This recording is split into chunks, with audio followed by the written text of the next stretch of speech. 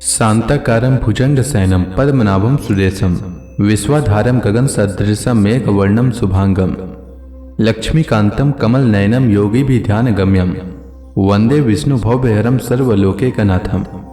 मंगलम भगवान विष्णु मंगलम गरुड़ध्वज मंगलम पुंडरीकाक्ष मंगलाय तनोहरि। ओम नमो भगवते वासुदेवाय। आज का दिन आप सभी के लिए मंगलमय हो। आइए सुनते हैं भादव मास कथा का 26वां अध्याय। देवर्षि नारद जी ने वसुदेव जी से कहा, वसुदेव जी, जब राजा निमि ने उन भगवत प्रेमी संतों से यह प्रश्न किया, तब उन लोगों ने बड़े प्रेम से उनका और उनके प्रश्न का सम्मान किया और सदस्य तथा ऋत्विजों के साथ बैठे हुए राजा निमि से बोले। पहले उन 9 योगीश्वरों में से कवि जी ने कहा, राजन, भक्त जनों के हृदय से कभी दूर न होने वाले अच्युत भगवान के चरणों की नित्य निरंतर उपासना ही इस संसार में परम कल्याण आत्यंतिक क्षेम है और सर्वदा भय शून्य है। ऐसा मेरा निश्चित मत है। देह गे आदि तुच्छ एवं असत पदार्थों में अहमता एवं ममता हो जाने के कारण जिन लोगों की चित्तवृत्ति उद्विग्न हो रही है, उनका भय भी इस उपासना का अनुष्ठान करने पर पूर्णतया निवृत्त हो जाता है। भगवान ने भोले भाले अज्ञानी पुरुषों को भी सुगमता से साक्षात अपनी प्राप्ति के लिए जो उपाय स्वयं श्री मुख से बतलाए हैं, उन्हें ही भागवत धर्म समझो। राजन, इन भागवत धर्मों का अवलंबन करके मनुष्य कभी विघ्नों से पीड़ित नहीं होता और नेत्र बंद करके दौड़ने पर भी, अर्थात विधि विधान में त्रुटि हो जाने पर भी, न तो मार्ग से स्खलित ही होता है और न तो पतित फल से वंचित ही होता है। भागवत धर्म का पालन करने वाले के लिए यह नियम नहीं है कि वह एक विशेष प्रकार का कर्म ही करे।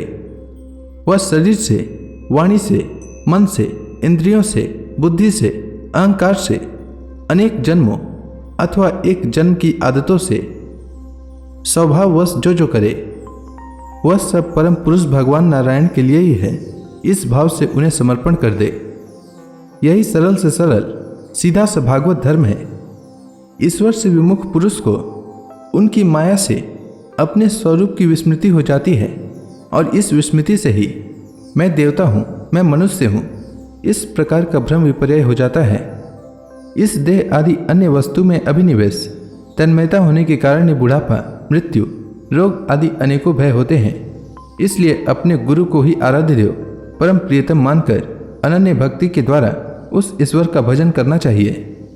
राजन, सच पूछो तो भगवान के अतिरिक्त, आत्मा के अतिरिक्त और कोई वस्तु है ही नहीं, परंतु न होने पर भी इसकी प्रतीति इसका चिंतन करने वाले को उसके चिंतन के कारण, उधर मन लगने के कारण ही होती है।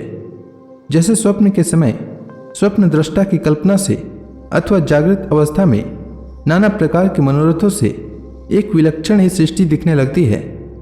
इसलिए विचारवान पुरुष को चाहिए कि सांसारिक कर्मों के संबंध में संकल्प विकल्प करने वाले मन को रोक दे, कैद कर ले। बस ऐसा करते ही उसके अभय पद की, परमात्मा की प्राप्ति हो जाएगी।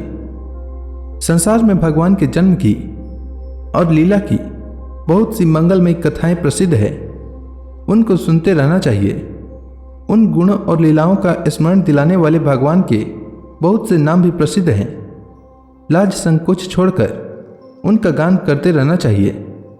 इस प्रकार किसी भी व्यक्ति, वस्तु और स्थान में आसक्ति न करके विचरण करते रहना चाहिए। जो इस प्रकार विशुद्ध व्रत नियम ले लेता है, उसके हृदय में अपने परम प्रियतम प्रभु के नाम कीर्तन से अनुराग का, प्रेम का अंकुर उग जाता है। उसका चित्त द्रवित हो जाता है।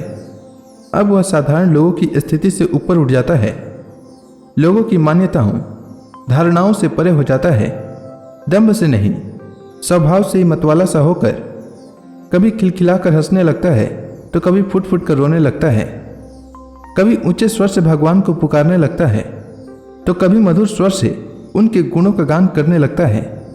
कभी कभी जब वह अपने प्रियतम को अपने नेत्रों के सामने अनुभव करता है, तब उन्हें रिझाने के लिए नृत्य भी करने लगता है।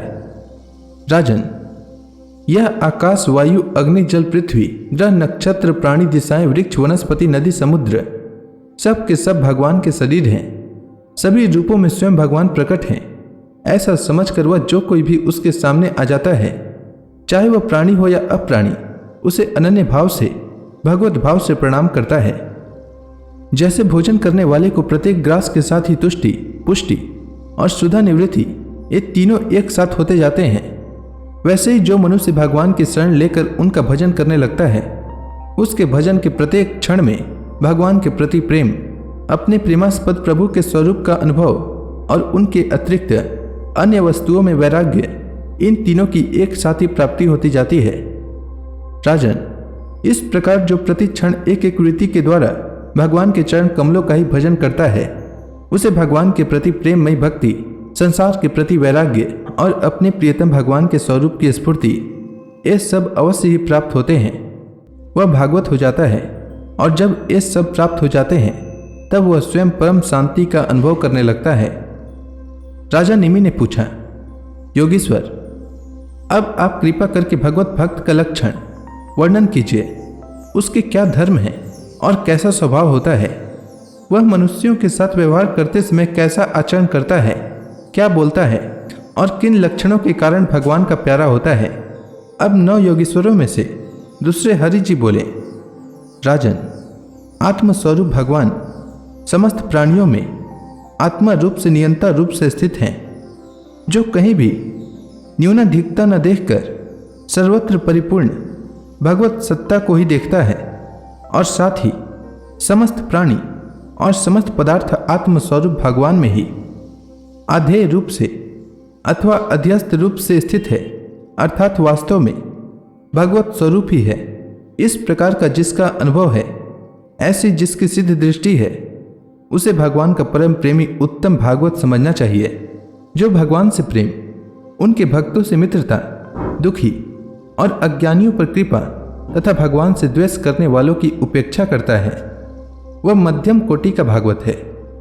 और जो भगवान की अर्चा, विग्रह मूर्ति आदि की पूजा तो श्रद्धा से करता है, परंतु भगवान के भक्तों या दूसरे लोगों की विशेष सेवा शुश्रूषा नहीं करता, वह साधारण श्रेणी का भगवत भक्त है। जो श्रोत्र, नेत्र आदि इंद्रियों के द्वारा शब्द रूप आदि विषयों का ग्रहण तो करता है, परंतु अपनी इच्छा के प्रतिकूल विषयों से द्वेष नहीं करता और अनुकूल विषयों के मिलने पर हर्षित नहीं होता, उसकी यह दृष्टि बनी रहती है कि यह सब हमारे भगवान की ही माया है, वह पुरुष उत्तम भागवत है। संसार के धर्म हैं जन्म मृत्यु, भूख प्यास, श्रम कष्ट, भय और तृष्णा, एक क्रमशः शरीर, प्राण, इंद्रिय, मन और बुद्धि को प्राप्त होते ही रहते हैं। जो पुरुष भगवान की स्मृति में इतना तन्मय रहता है कि इनके बार बार होते जाते रहने पर भी उनसे मोहित नहीं होता, पराभूत नहीं होता, वह उत्तम भागवत है।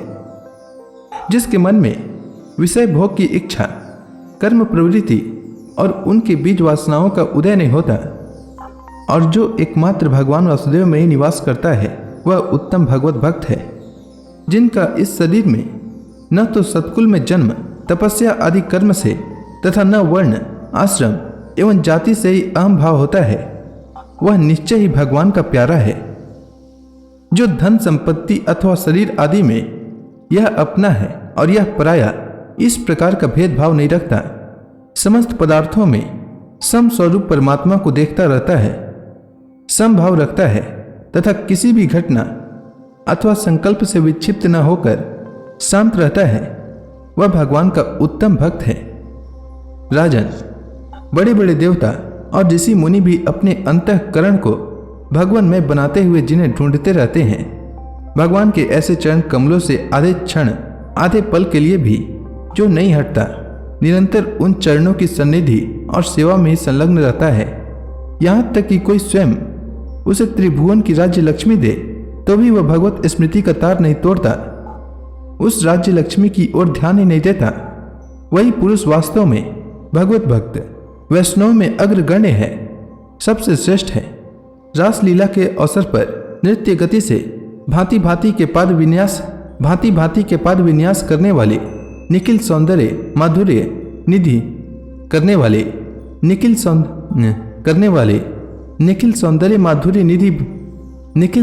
माधुर्य निधि भगवान के चरणों के अंगुली नख की मणि चंद्रिका से जिन शरणागत भक्त जनों के हृदय का विरह जन्य संताप एक बार दूर हो चुका है, उनके हृदय में वह फिर कैसे आ सकता है जैसे चंद्रोदय होने पर सूर्य का ताप नहीं लग सकता। तो प्रेम से बोलिए भगवान विष्णु की जय, श्री कृष्ण भगवान की जय, समस्त देवी देवताओं की जय।